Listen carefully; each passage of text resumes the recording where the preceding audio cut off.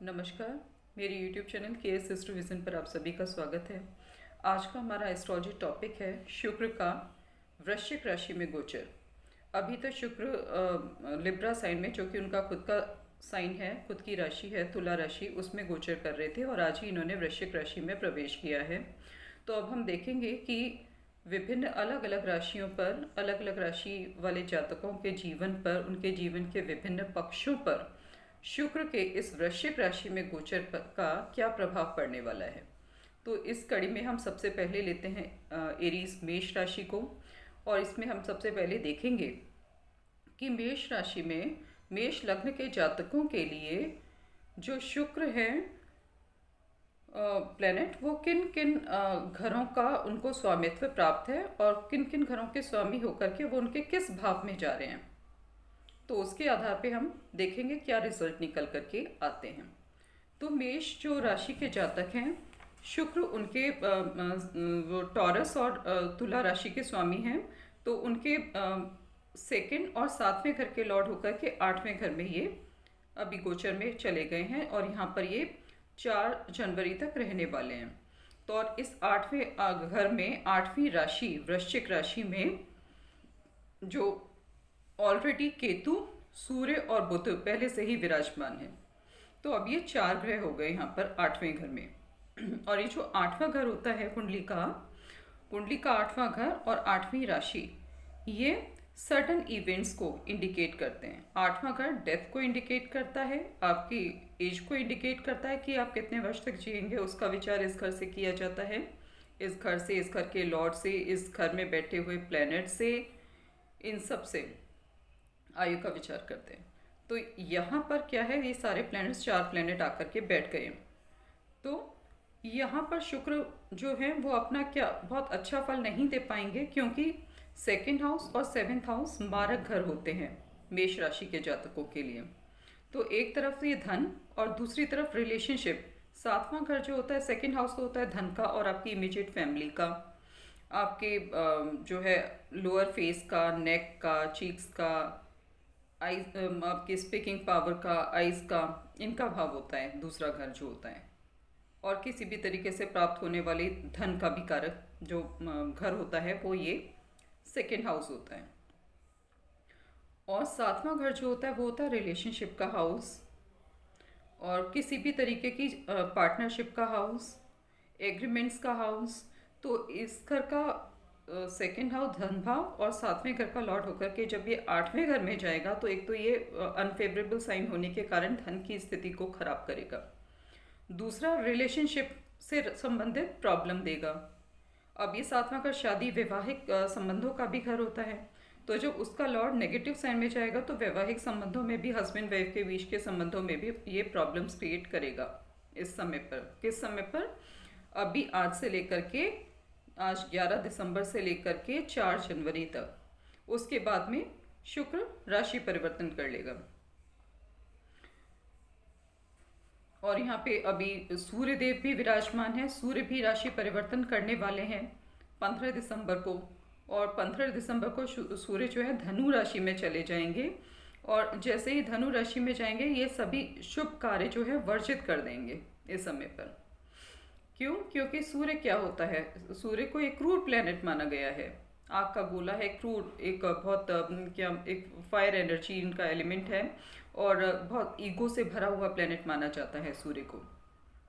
तो जब वो 9th वाले, ये सॉरी, इनके मेष लग्न के जातकों के 9th हाउस में जाएंगे, और इनके यहाँ पे 9th हाउस होता है पिता का घर, तो 7वें घर का लॉर्ड होकर के 9th हाउस में जाएंगे।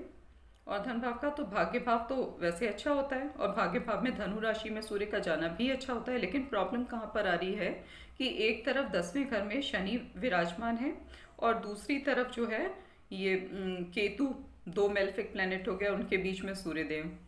ठीक है, तो इस तरीके से पाप कर्तारी योग बन रहा है, जिसकी वजह से भाग्य का बहुत ज़्यादा सहयोग इन मेष राशि के जातकों को नहीं मिल पाएगा। ये इस तरीके का इंडिकेशन है। अब बात करते हैं हम बुध की।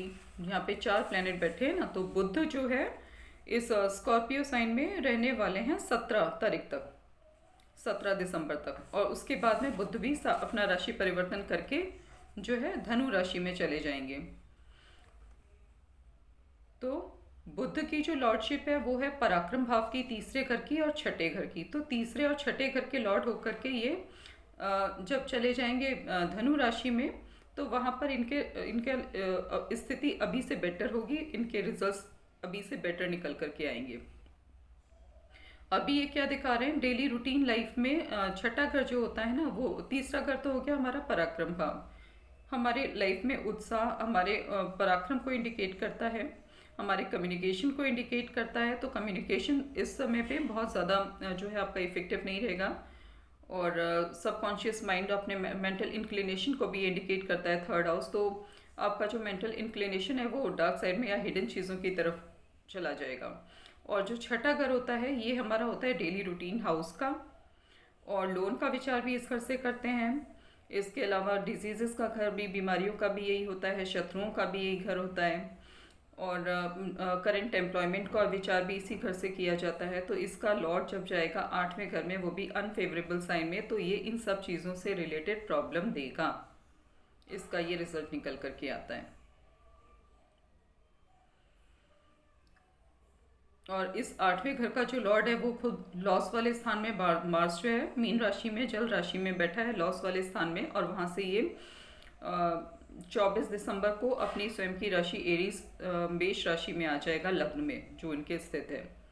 तो तब कुछ स्थिति बेटर होती हुई दिखेंगी, लेकिन फिलहाल ये प्रॉब्लम को दिखा रहा है स्पेसिफिकली जो है 24 दिसंबर तक तो है ज़्यादा। तब तक संभल के रहने की ज़रूरत है, क्यों, कहीं ना कहीं ये धन का अपव्यय भी कराएगा, क्योंकि धन भाव का स्वामी होकर के शुक्र अनफेवरेबल साइन में आठवें घर में बैठा है। अगर आप कहीं कोई जॉइंट संपत्ति लेने का, आठवां घर जो होता है वो जॉइंट संपत्ति का भी होता है, कोई जॉइंट संपत्ति आप लेने की सोच रहे हैं तो वो आप ठीक से चेक कर लें, वहाँ धोखे की संभावनाएं आपके लिए आपके साथ होने की बहुत ज़्यादा बढ़ जाएंगी। कुछ हिडन चीज़ें हो सकती हैं जो आपको बताई ना जाए, अब बाद में फिर आपके सामने है। नेक्स्ट जो साइन है वो है टॉरस। जो टॉरस साइन है उसका लॉर्ड खुद जो राशि है टॉरस या टॉरस लग्न है, उनके जातकों का जो लॉर्ड, लग्न लॉर्ड ही बन जाते हैं शुक्रदेव। और शुक्र की लॉर्डशिप यहाँ पे टॉरस राशि के लोगों के लिए दूसरे और छठे घर की, पहले और छठे घर की बनती है। तो फर्स्ट वाला जो हाउस होता है वो आपको इंडिकेट करता है आपकी ओवरऑल पर्सनैलिटी को, आपकी स्ट्रेंथ को, आपकी वीकनेस को, आपकी सामर्थ्य को, आपकी कैपेबिलिटीज़ को, आपके लाइफ में पर्पस को इंडिकेट करता है। और जो छठा घर होता है वो इंडिकेट करता है आपके एनिमीज़ को, आपकी डिजीज़ेस को, लाइफ के ऑब्स्टिकल्स को, और डेली रूटीन हाउस को, करंट एम्प्लॉयमेंट को। तो इन सब का लॉर्ड होकर के शुक्र जाके बैठा है सातवें घर में, 7th house of partnership, 7th house of relationship और 7th हाउस ऑफ एग्रीमेंट, और यहाँ पे अनफेवरेबल साइन में बैठा है।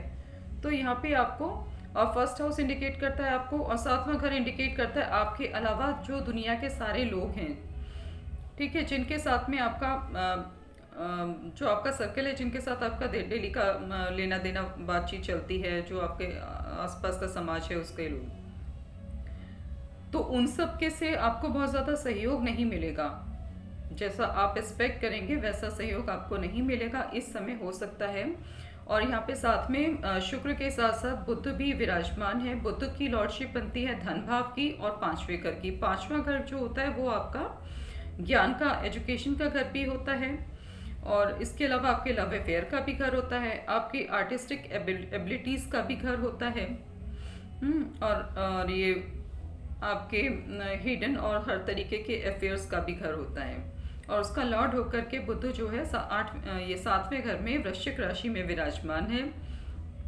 तो हो सकता है आप अपने ज्ञान और अपने धन का प्रयोग जो है दूसरों के लिए करें, या दूसरों के साथ कोई अपना पार्टनरशिप में बिजनेस करने का विचार करें, उसके लिए आप करें। लेकिन अगर ऐसा कुछ है, आप पार्टनरशिप में बिजनेस करने का सोच रहे हैं, तो आप बड़ी सावधानी से हर चीज़ को जांच परख करके आगे बढ़ें, डॉक्यूमेंट्स को ठीक से देखें,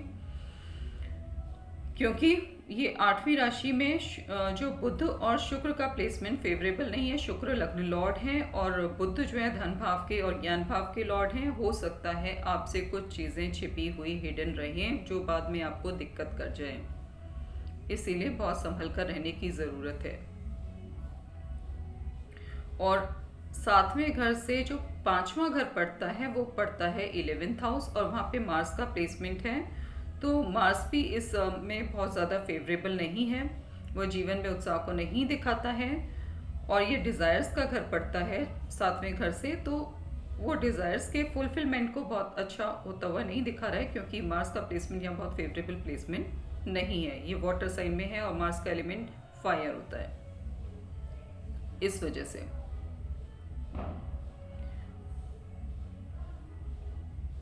अब हम आते हैं जेमिनी साइन पर।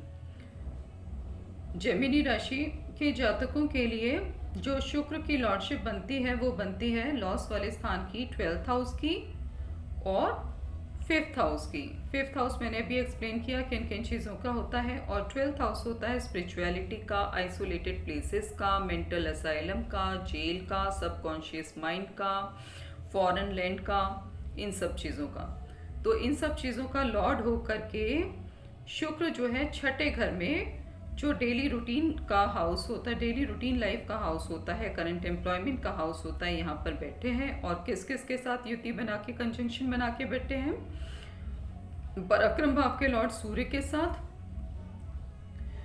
लग्न और सुख भाव के लॉर्ड बुध के साथ। तो बुध और शुक्र का तो फेवरेबल है, दोनों एक दूसरे के कंजंक्शन में साथ में बैठते हैं, तो ये फेवरेबल है एक दूसरे के लिए प्लैनेट। लेकिन जिस राशि में बैठे हैं, वृश्चिक राशि, वो इनकी फेवरेबल राशि नहीं है। तो ये प्रॉब्लम दे सकती है आपके सुखों को लेकर के, आपकी ओवरऑल हेल्थ को लेकर के, और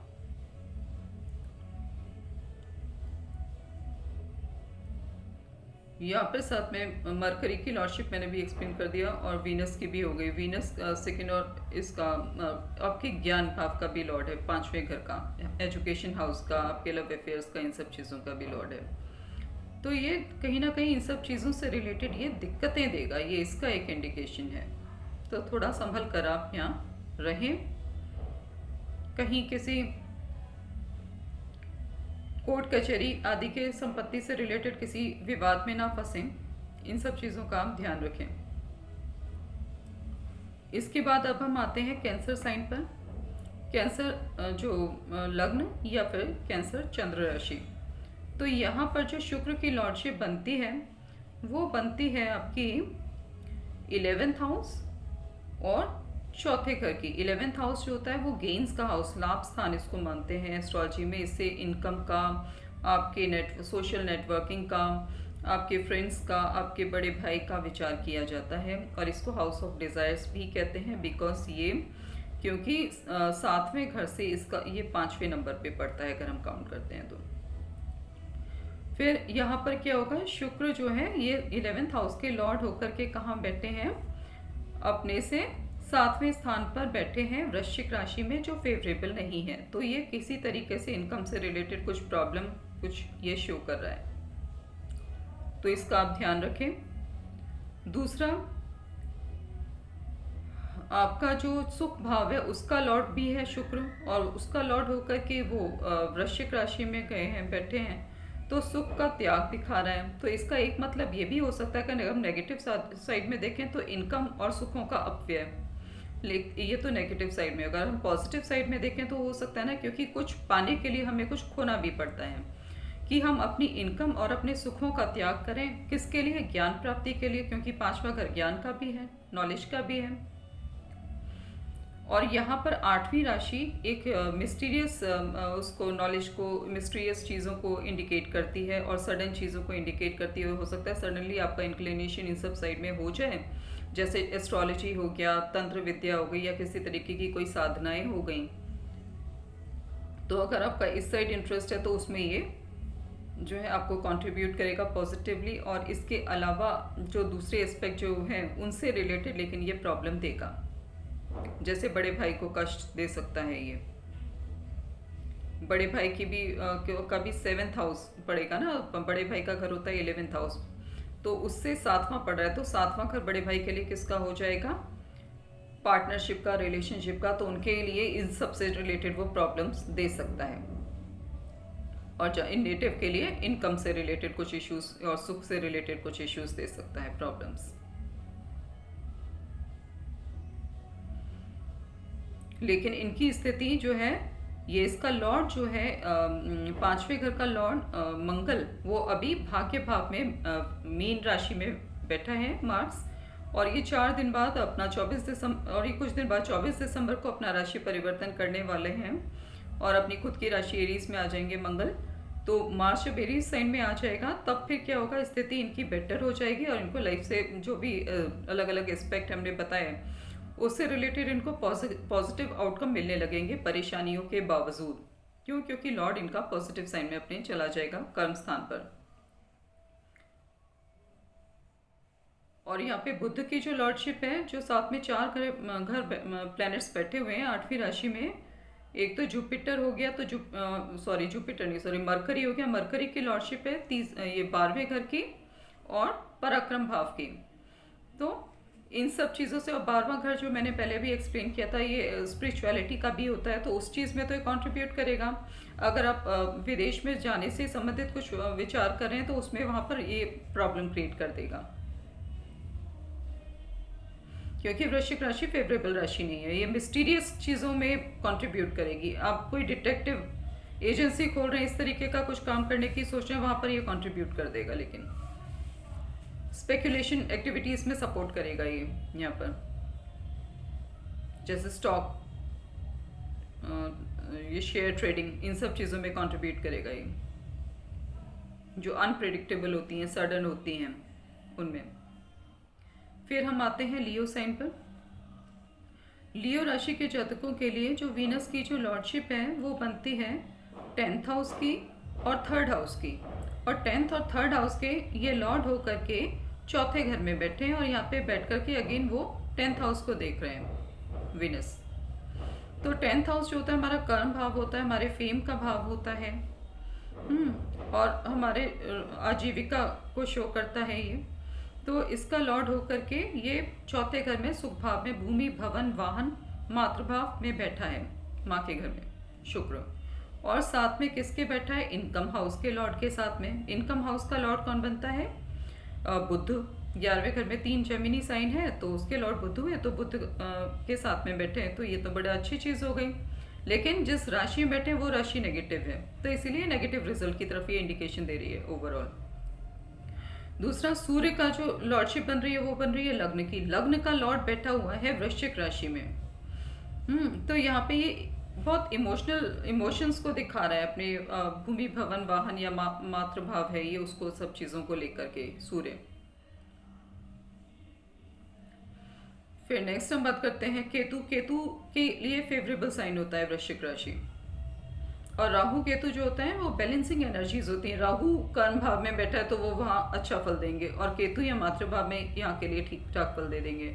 लेकिन यहाँ पर जो वीनस और मरकरी हैं, ये इनके लिए ये 8वीं राशि वृश्चिक राशि नेगेटिव साइन है, तो इससे रिलेटेड यहाँ पर इनको प्रॉब्लम आएगी। इन हाउसेस से रिलेटेड, कौन से हाउसेस से related, 10th house, 11th house, धन भाव, धन से रिलेटेड, और पराक्रम से रिलेटेड। पराक्रम में अपनी लाइफ में आप उत्साह की कमी महसूस करेंगे।